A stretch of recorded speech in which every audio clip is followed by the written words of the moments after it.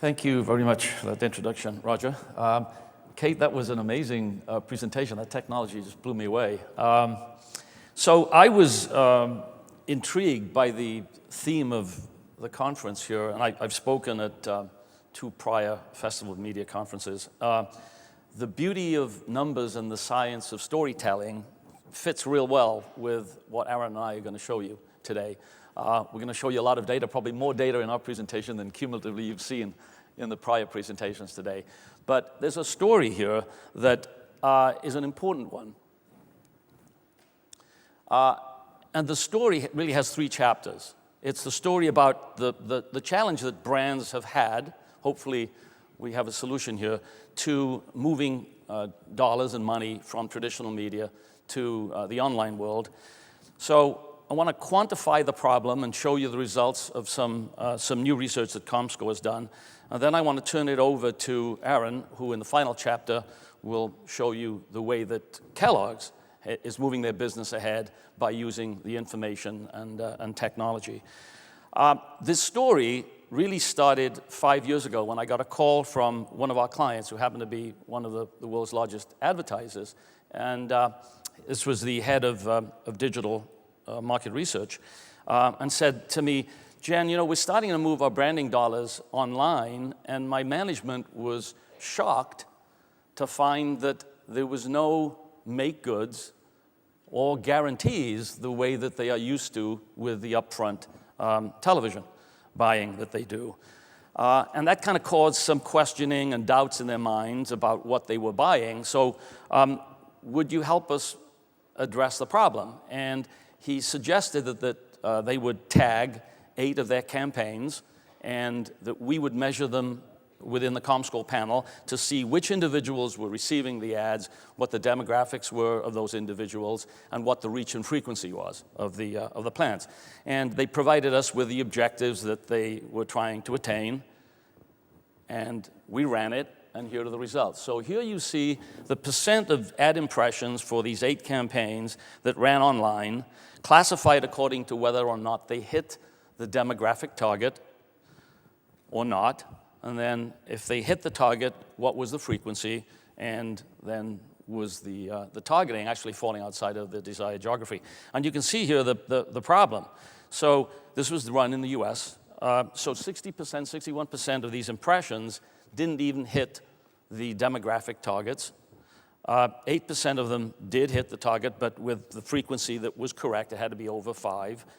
Equal or over 5. 19% of them, yeah, they did hit the target, but the frequency was too low. And then 12% of these ads were falling outside of the US, and the products they were advertising weren't available outside of the US. So clearly there was an issue here. So we set at comScore set about addressing what was causing this to happen, as well as developing a solution to it. And I think we've come up with a solution. But first, let me show you the issue, all right? So with this expectation of getting a guarantee, when you start running things online, most of the targeting that occurs is using the cookie, right? That's a piece of code that's put on the browser. And there are problems with the cookie that I think now are becoming apparent. First is cookie deletion. And people are deleting these cookies with increasing frequency, and the media maybe is blowing the issue up by causing a lot of concern about tracking and then the targeting. So that's one issue. I'll show you some stats on that in a second. The second issue, which is an interesting one, is cookie proliferation, which means that I, as an individual, could be accessing a given site, or I could be receiving ads from different machines. And when that happens, I have multiple cookies, and the ad server, for example, doesn't know if I'm a different person or the same person across devices. And that can really mess up the reach and frequency delivery of the plan. And then the third issue is that, unfortunately, these cookies are not people. And what I mean by that is that most people are still using multiple user machines. And the cookie is never really sure of who is on the machine at any point in time. So it causes the ad server to unfortunately, more often than one would like, to deliver the ads when the wrong person is on the computer. So let me show you the stats in support of that. So this is in the US, and this is pretty true in most countries in the world, the percentage of people who are on single-user or multiple-user machines. So you can see that just over a third of all people, internet users, use a single-person machine, and that's a great situation to be in, because then you know if you're targeting through cookies that you're really targeting the right person. Unfortunately, it means that 2/3 of internet users are on multiple-user machines, sometimes with 2 users on the machine, sometimes with 3 or more. And that's where the targeting against the cookie can run into trouble. This cookie deletion issue is the other dimension to the problem. And there are actually 2 dimensions to that dimension. Right? So we've now run electronically a measurement across the world of what % of machines are deleting their cookies, first-party cookies from the website or third-party cookies from the ad servers in a month. And that's the first column that you see here. So between 35 to 40% of computers have their cookies deleted that are delivered by the ad server in a month. And then that's an issue in and of itself, but the problem gets more complicated because on the right, you'll see the number of different cookies for the same campaign on an average machine. And that's running anywhere up to as many as 6.5, which means that the cookies were deleted about 7 or more times. So what happens there is that when the ad server sees a machine that has no cookie on it, it assumes it's seeing a new recipient of an ad, slaps an ad onto that machine, when in reality, it could be that the cookie was simply deleted. And that builds up the frequency way over the levels that were intended. And I sometimes get asked the question, so why is this happening? Most people don't even know what a cookie is. And I think, unfortunately, that's part of the problem, because if you run antivirus software on your machine, as most of us do, what you'll get back is a description of what the software has found, but using words that are really problematic, like threats. You might not know what a cookie is, but most people know what a threat is. You'll have the word tracking cookie that's fed back to you. And I think what happens is that even if people don't know what the cookie is, they know what the word threat, and they know what the word tracking means, and they delete it. You can also set your browser just to delete the cookies automatically every time you log on. And we're seeing that the rate of deletion is increasing, and it's just making what is already an issue a bigger issue. So we've been helping clients, as I said, address this issue by feeding them in almost real time information on what the demographics are of the people that are receiving the ads and what the reach frequency of the delivery is, fast enough, and right now it's within 24 hours or so, that they can make adjustments to the plan on the fly. And Aaron's going to show you how Kellogg's is doing that. There's another dimension to the challenge here, and maybe what we're seeing, and I think it was mentioned this morning, that you can't assume that computers are perfect, especially if you have people using them. And there are issues that come up that you have to address.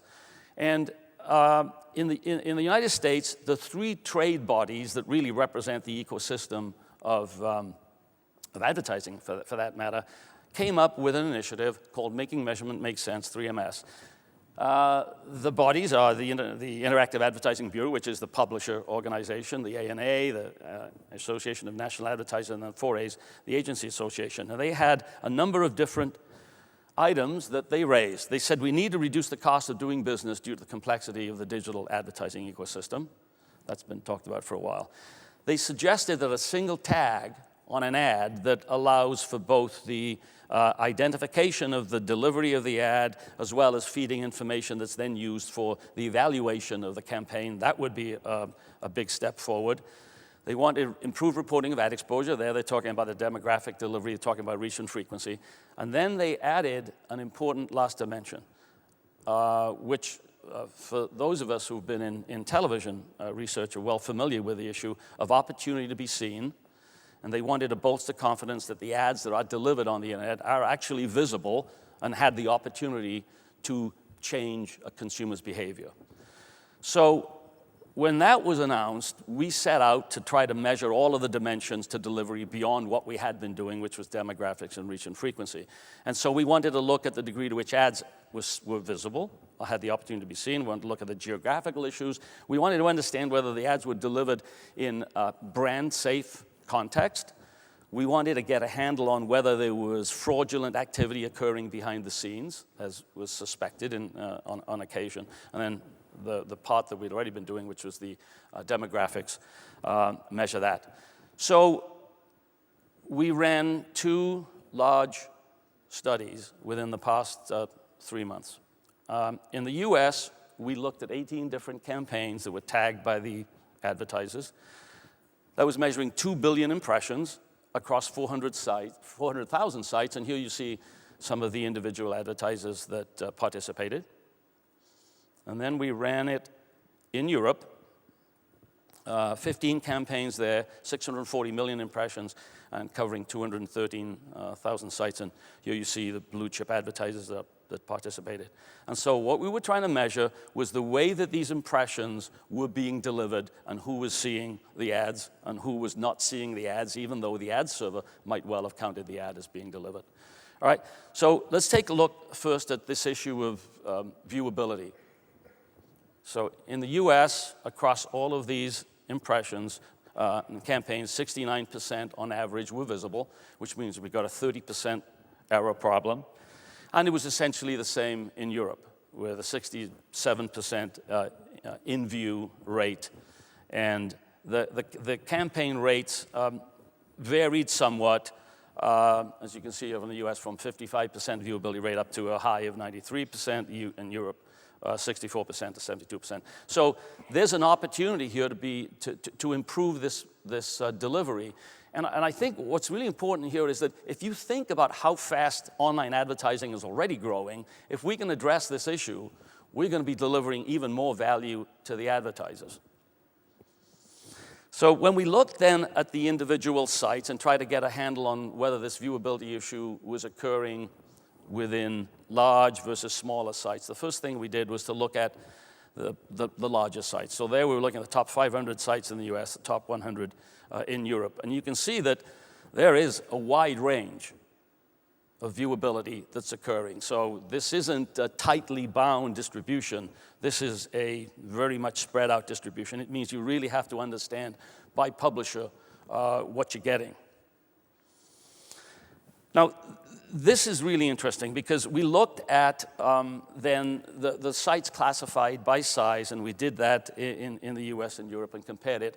And what you see is that the viewability rate is higher for the larger sites, and it falls off as you go to the smaller sites and down to the tail. So, but nonetheless, there's an opportunity for improvement for both the larger and the smaller sites. Now, why is this happening? It seems to be happening for a couple of main reasons. One is that the ads are loaded. They're counted as delivered by the server. They're below the fold, and unfortunately, the user doesn't scroll down to ever see the ad and then takes off and goes off to another page. It also happens, though, on the landing page because there are a frequent number of occurrences where the user is off to another page before the ad is even rendered on the landing page. So issues to be addressed. I'm going to leave it up to Aaron to comment on how Kellogg's has addressed some of this. The other thing that we found, which is also a challenge, is that there's a very, very low correlation between the CPMs that are being charged and the degree to which the ads are visible or not.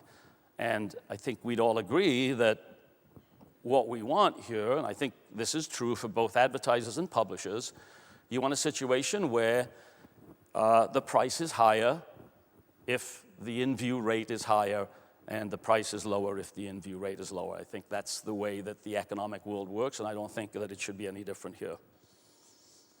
We also looked at the degree to which these ads fell outside of the desired geography, and this was less of an issue. So in the US, only 4% now of the ads were delivered outside the geography, a significant improvement from those 8 campaigns that I showed you up front that were run 5 years ago. And maybe a little bit more of a problem, but not a big one in EU, where 7% of the ads were served outside the geography. One thing to notice is about half of the geographic waste was actually not only outside of the geographical target definition, but also out of language, which then makes those ads even less valuable. Now, this other issue here, whether or not the ads were served in inappropriate content, this clearly, I think we all know, is a concern for any brand, and it's certainly true for the large national brands. The last thing you want is, especially with the viral aspects of the internet today, for something to go wrong and then that to be communicated broadly on the internet. That's just not good. In the US, we found that the number of people that were exposed to ads where the content was inappropriate was not as high as it might be to elicit real concerns, but still, you got 92,000 people there, 21,000 people in the EU. And the percentage of campaigns that had these impressions served in inappropriate content, you see there, it's a pretty high percentage of the campaigns, but again, not many people within each campaign that were receiving it. But again, I think that this is something, I hope we'd all agree, that we just need to stop, because this is, again, a real concern for any well-established national brand. Okay, so I think that we will be able to improve one of the big issues with the right metrics, and we're calling it validated GRP metrics in the case of comScore's delivery of these metrics. Market mix models are used now in most industries to evaluate the impact of the various elements of the marketing mix. And that then leads to an assessment of the value of digital versus print versus television. So getting these market mix models correct, and importantly, the input to these models is pretty critical. And one of the things we've found is that if the GRPs that are measured are the planned GRPs and not the ones that are actually delivered, you're inputting the wrong numbers into the market mix models. In this case, just graphically showing sales are going up and the planned GRPs are going down, and that would lead to no value for the digital component in the market mix models. What you want is the right measure of the validated delivered GRPs, and in this particular case, you'd be looking for a positive correlation reflecting the impact of the digital component of the marketing plan. Again, Aaron is going to show you a little bit more detail on how Kellogg's is addressing this. So in my last slide, I think there's good news here for both advertisers and publishers. I think it's no different what we are suggesting here, what the three trade bodies are suggesting. It's analogous to the way that guarantees have been accepted and been used in television for a long time. And what will happen here is that unseen online inventory supply will be eliminated, reduced certainly, and that should have the following positive benefits. It should lead to more efficient, more effective campaigns, less waste for the advertisers, more accurate metrics for the market mix models, better proof of the effectiveness of digital advertising, and when all is said and done, we'll have more transparency, more accountability, and I think that's really positive for the industry and very positive for the publishers. It will increase confidence in digital, leading to more branding, ad spending being moved online. So with that, I'm going to turn it over to Aaron, who is going to take you through the way that Kellogg's has been using some of these data feeds to improve their marketing spending.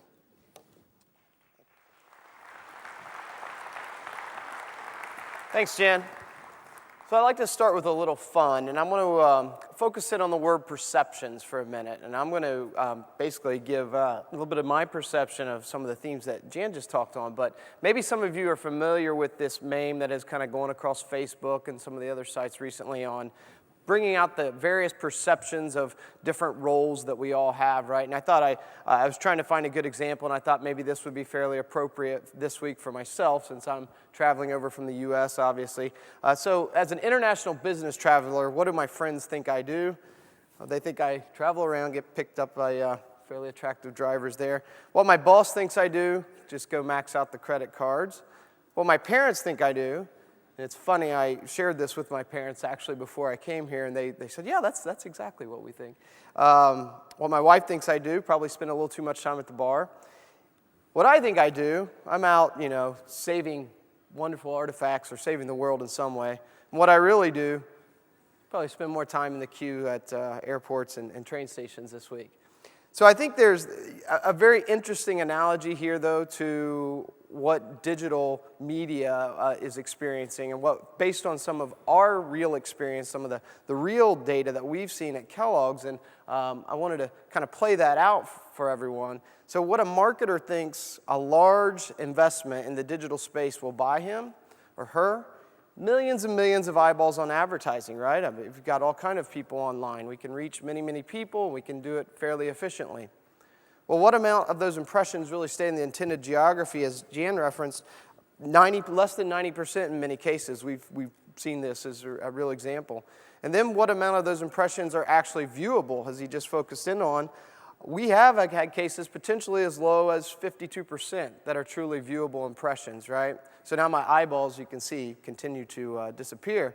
What amount of those impressions reach my true target? You think about Kellogg's, we have some very definitive targets that we're going after. Moms in a lot of cases, sometimes adult. Well, on average, certainly I can say no more than 40% of our impressions end up going to that demographic that we really intended the message to go to. So when you add this all up, you say, well, what amount of that digital spend ends up being truly hard-working dollars? Could be as low as 19%, right? Now, how does a marketer view a spend like that? It's essentially, flushing money down the toilet. And I've shared this data a few times before, and people will say, wow, aren't you a little afraid to say this and share this, because wouldn't a marketer say, well, I don't know if I want to invest here? And I have a couple of responses to that. The first is that I haven't ever put the TV version of this together, but I'm pretty confident it wouldn't fare much better. And the second is, despite this fact, as we have this being kind of the historical performance, we've ran market mix models at Kellogg's. I've been involved at some other companies as well. And digital comes out, from an ROI perspective, pretty much on par with television and print and your other forms of media. So my viewpoint and my perspective on this is there's enormous opportunity and potential in the digital space if we can begin to understand these issues and address them using the appropriate methods of tracking, right? So that kind of sets up what I'll just run through here. At Kellogg's, the digital space has a lot of momentum. We've definitely shifted quite a bit of investment into digital. We've seen some really interesting returns early on, a lot of learning, some bumps along the way. But we know our consumers are there. We know that it gets now more of our brand's dollars. But along with that, our marketers, it brings a lot of confusion. What do I do? How do I think about digital? How do I invest in this space? What's the appropriate amount, right? So what we've been trying to do and where we've been is, from a measurement and analytics standpoint, we've historically had measurement going on, but it was a little bit all over the place. We would use one methodology here and another over there, and never really combine our insights. What we focused on in the past 12 months has really been to, number one, set a clear objective for what we're trying to do. And for Kellogg, the primary objective we have with our digital space is brand building. We're not looking to necessarily drive a lot of direct response. We're looking to build brands. So we're looking to drive awareness. We're looking to drive persuasion, convince people to choose our brands, convince people to have an affinity for our brands, right? So that's our objective. Once you have that, the next step was, how do we identify those key performance indicators which are truly indicative of success towards that objective? And that's what we've spent a lot of time trying to understand. What do we believe are those indicators that if we're hitting those and we're continuing to improve on those, we know we're ultimately going to be successful from driving unit sales via our digital advertising. And then finally, it's all about developing this kind of framework that puts that in perspective and sharing it out, putting the capabilities in place, a lot of the partnership we've done with comScore, so that we can go drive action off of many of these pieces. So what are those KPIs? And this has been the big key piece of work I'll share here. I view it really as a framework for media effectiveness. Now, we're applying it initially online because, quite honestly, you can be a little more discreet and down to a lower level of detail as to how you measure some of these in the online space, but I believe it's totally viable across media.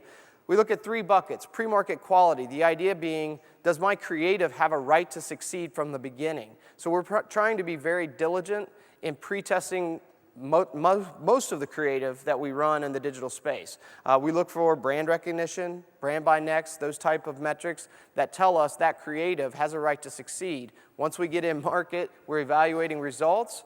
We don't have to go back and ask the question, well, was it a good piece of creative? We know it was. We've tested it, right? Once we get in market, there's two buckets we want to look at. The first is audience delivery, and it's much of what Jan was just discussing. Did we efficiently reach our target? So it's not just about getting to the target, it's about doing so as efficiently as possible, right? What percentage of our impressions went to the target, and how does that index relative to the makeup of the internet? What is the frequency of exposure? It's obviously important. We have to have enough to break through, but we don't want so much that we're just wasting impressions on the same consumers over and over. What percent of those impressions actually came into view?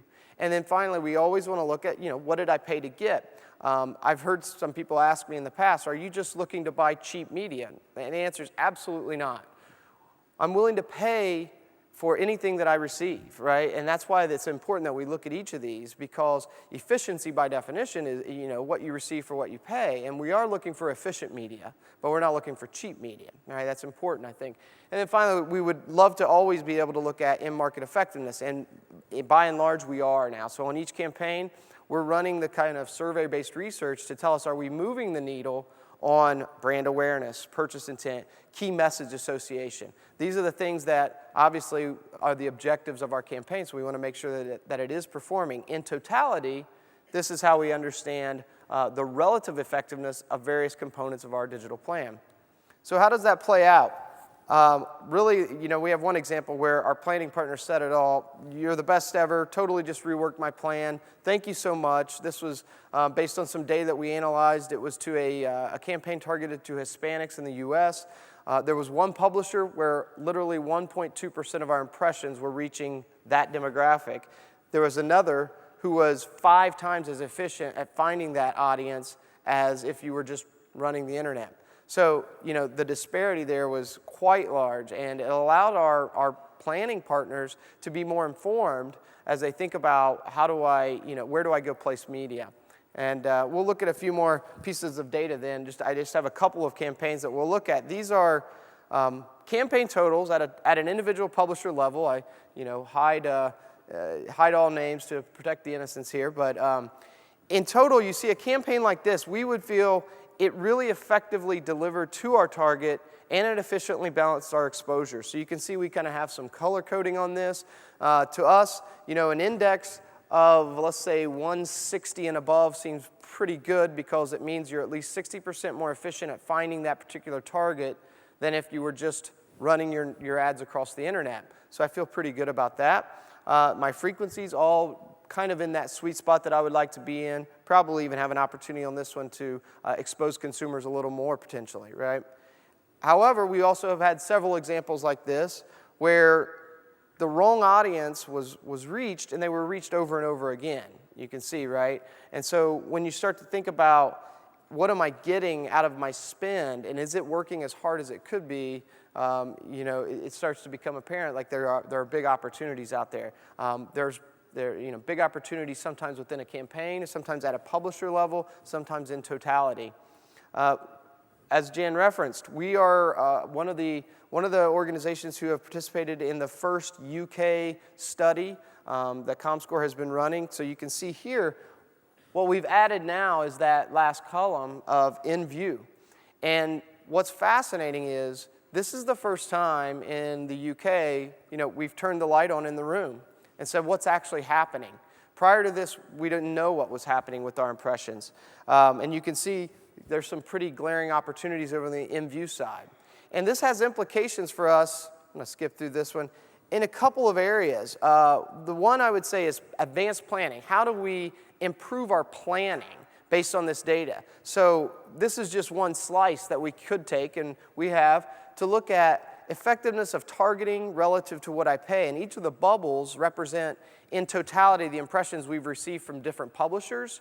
And what it does, it's not meant to completely weed anyone out, but it allows me to say, I look at the bubble on the far left in this case and say, okay, 40% to target's not bad, but is it worth 4 times some of my other opportunities I've had back here? And I can slice this data by percent in view, by how many points of brand lift I've received, but always looking at it in relation to what I've paid to get that, right? So I want to do more of the things up in that corner and probably begin to do less of the things down here. The other thing it allows us to do, in addition to advanced planning, is real-time optimization, or at least near-time optimization. This is an example of a real campaign that ran Q3, Q4 of last year. You can see the disparity in not just the results of lifts in awareness and percent of impressions in view, but also in what we're paying to get that. And the real point here is, the phrase I always use is, we want to ensure we get the biggest bang for our buck. I want to get the most out of every dollar that I spend, and it's truly in all of our best interests, I believe, that we're looking at this, because Jan referenced it earlier. At the end of the day, the thing that marketers in a CPG environment especially will look at is market mix model results, right? And the data that goes into the market mix levels models from a CPG perspective and digital perspective is impressions. So you have to imagine, if the majority of my impressions were either never seen or never delivered to the target who the message is intended for, they're going to have a limited amount of effectiveness. And because we've been focusing on this came in just in time. We just received our first 2 market mix results for brands where we had 2009 and 2010 prior to our current digital strategy, where we said we're going to try to hit our target. We're going to make sure that we're doing this efficiently. And then we had this first 6 months in 2011 where we did do that. And on the first brand, you can see we had ROI for the 6-month update, where we've put our strategies in place, was 5 times what it was back in the first year that we had ran the model. The second brand then came back in. We had 6 times what they had in year 1. So it's just a great validation to us that the direction we're going in is really working, and we're going to continue to go in that direction. And I think the final thing is, we want to invite you to join us. We're going to do the showcase next and try to talk about some of these issues across the kind of the landscape of advertiser, publisher, and agency, with the BBC and Starcom joining us on stage. So thank you. I'll ask Jan if you want to come back up. Thank you to both of you. A question very much like to start off with. This is an extraordinary example of real deep cooperation between a research company and a client. Do you think this level of cooperation would have happened in the more traditional media world? It used to be much more at arm's length. I mean, is this something new to both of you, something different, Jan? So that's an interesting question. I am not surprised now, having worked in digital for the past 12 years, that this kind of cooperation can happen.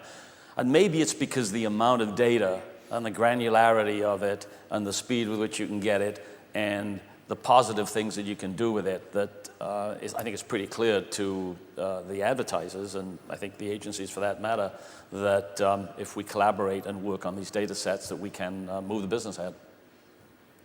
And what about it from the client's perspective? Do you feel you're breaking new ground here with the way the relationship works? Are we breaking new ground in the way our relationships work? I think that it's certainly been one of the most collaborative relationships that I've been a part of. I think one of the keys to it has been some of the speed and the agility that we've been able to bring to Kellogg's just through the relationship. I think that it's a relationship that's not exclusive to digital. It could apply, and it's significantly due to the fact that I believe all the media is going to transition this way. When you look at the metrics that we're focused on, I don't want to stop at digital. I would like to be able to see those exact same set of metrics across my entire media plan and look at the relative effectiveness of each of my TV, print, digital, and other buys relative to one another in more of a real-time fashion versus where we are today. I'm just reading here one of the questions that's come up on the Twitter feed. It's the top one up there. Does that accurately capture what you've been saying? I'm not sure you were saying that the less expensive media always gets the best results. It's a great question. Great question. It does not accurately, I guess, reflect what I would say. And as a matter of fact, we've got a great example where we have one campaign just completed recently. We had a variety of publishers, one at a very premium price, but it was a very, what I would call, endemic site. It was, some place where you'd expect our target to be. And then we had a DSP buy, which we all know is a very efficient kind of broad reach play. they performed differently. The DSP delivered against objectives like awareness and broad reach, whereas the more premium buy actually really delivered on brand metrics like, this is a brand that tastes good, this is a brand that my children will like. And that's important. What was important and fascinating about it is it allows us to start to learn what the right mix of partners within a media plan are, whereas in the past we may have just kind of gone all in one direction or the other. We're now beginning to get smarter about how to mix that media together to deliver across the whole funnel of metrics that are important to us. Jen, you were talking about the incidence of cookie deletion. It's easy to imagine that somebody could get on a bandwagon here and really try and educate and persuade consumers to delete cookies. Someone will come up with a software that deletes it every 20 minutes or something. Can you see a time when we're actually going to need to think of a completely new way of tracking, because the cookie that we kind of have grown up with will be disabled in effect? Again, it's a good question, and I think we maybe are here in Europe facing that issue, because I think the legislation that's being pondered at this point looks like it might lead to cookies having to be opt-in, whereas the U.S. seems to be going down a different path and saying that if you can just opt out is sufficient. So it's been discussed as to whether there is an educational job to be done here to educate the consumer to the benefits of cookies, to kind of hopefully to offset these deletion rates.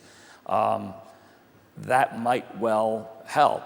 It's pretty clear on the basis of the work that we've done that there's just a lot of misinformation, I think, on the part of the consumer as to what is really happening with these cookies.